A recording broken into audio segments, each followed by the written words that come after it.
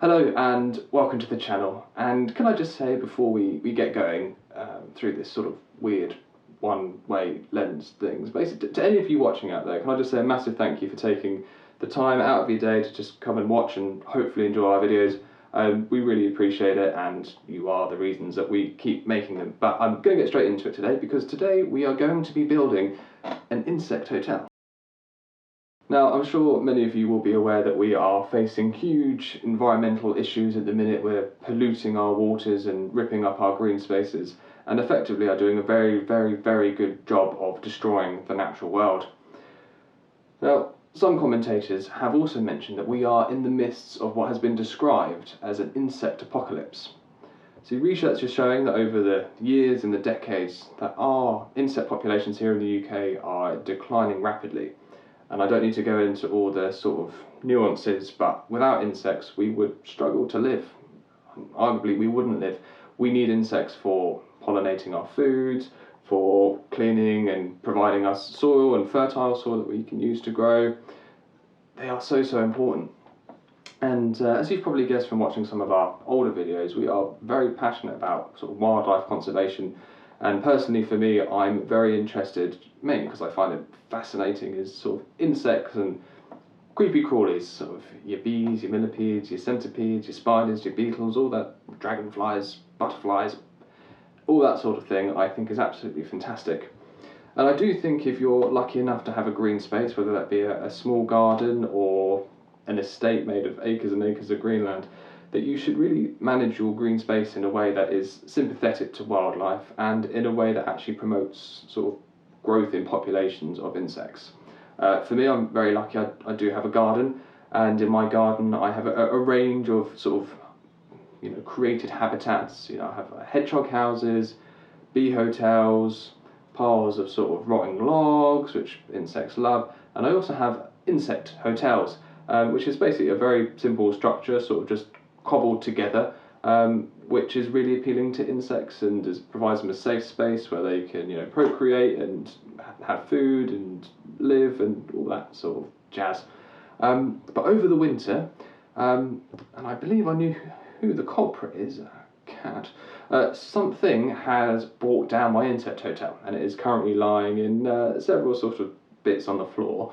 I don't know if that's a reflection of perhaps my craftsmanship, but either way it needs to be rebuilt.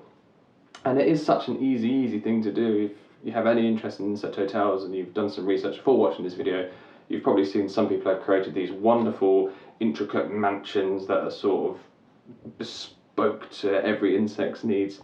Beautiful, does the job, but it really doesn't need to be that. It can just be as simple as sort of building a very sort of shoddy, rickety structure and just shoving in some logs and some foliage and things, because that's kind of what I do. But anyway, I just thought, if I could show you how you could build a very simple insect hotel, you might go away from this video and build your own, which is sort of what I'm hoping that you would do.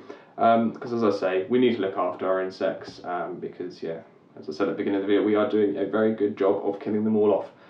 Anyway, I think that's enough rattling from me, and I think that we should just get to it. So, let's go.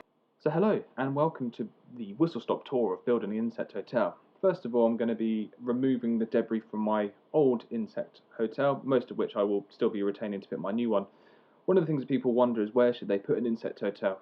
And really the best place to put it is probably in an area of garden that you don't use. So this is between my cold frame and my garden fence, an area that I don't use, so it's perfect for building something like this.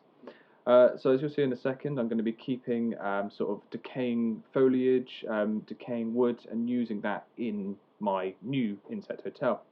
So what I'm going to be doing is basically creating a couple of, I suppose, bedrooms on each floor. So here I've got what would be the ground floor, and the bricks are sort of acting as the walls. And between the bricks I'm going to be putting bits of bark for insects that enjoy eating or living in decaying wood. And it also just creates sort of a bit of warmth for any animals that might want to make use of it.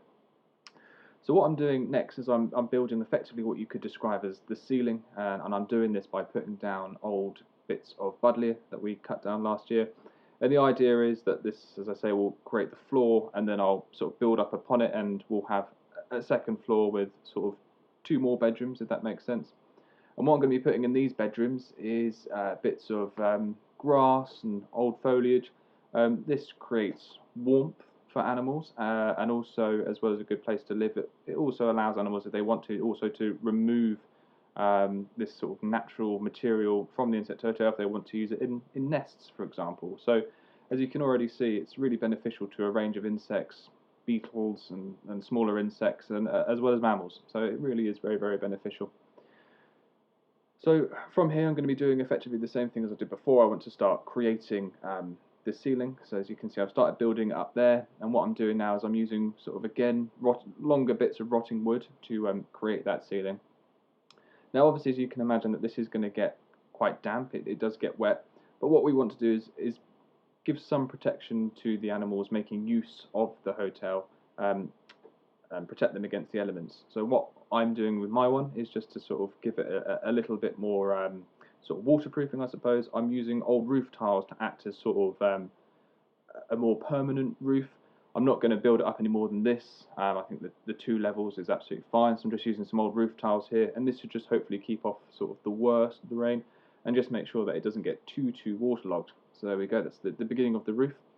As you can see, it's not a particularly smart looking thing. It is messy, but you know, the animals that are going to be using it don't care. They just want a place that they can stay warm, that they can eat, and it will create a nice ecosystem, and you know, you'll get a good balance of lots of different insects in there. And as you can see here, sort of each chamber just has something different in there. So as I said, it's got the foliage, leaves, and it really is just any organic material that you have in your garden that you think you can use will be beneficial. Just shove it in there and see what happens. And you know, if an animal decides that it needs to be moved around or wants to do a little bit of spring cleaning, it can do it itself. But as you can see, it really is just a hodgepodge of lots of different materials. And here is the finished article. This is the insect hotel. To me and you, probably doesn't really look like much, but you know, there is a good environment for a range of animals. So if you are feeling inspired, as you can see, it's really, really, really easy to do. It's effectively just a bit of a balancing act. And thank you very much for watching the video, and I will see you at the next one. Cheerio.